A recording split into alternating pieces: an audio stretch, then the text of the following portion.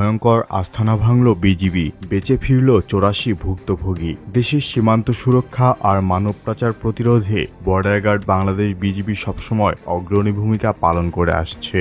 এরই ধারাবাহিকতায় সম্প্রতি বিজিবি এর আভিযানিক দল র্যাব, সিপিসি এর সাথে সমন্বয় করে টেকনাফের দুর্গম পাহাড়ি এলাকায় বিশেষ অভিযান পরিচালনা করে। অভিযানে মানব পাচারকারীদের একটি চক্রকে গ্রেপ্তার করার পাশাপাশি বিপুল সংখ্যক ভুক্তভোগীকে উদ্ধার করা সম্ভব হয়েছে।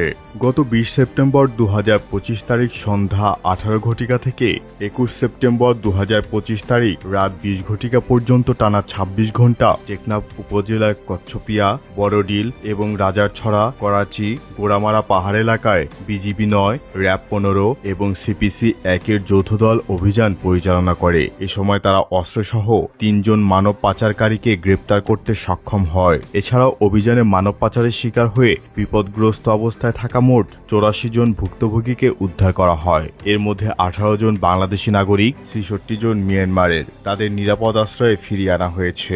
বিজিবির এ সকল অভিযান প্রমাণ করে যে দেশের সীমান্ত সুরক্ষা ও মানব পাচার প্রতিরোধে আইনশৃঙ্খলা বাহিনী সর্বদা সতর্ক অবস্থানে রয়েছে।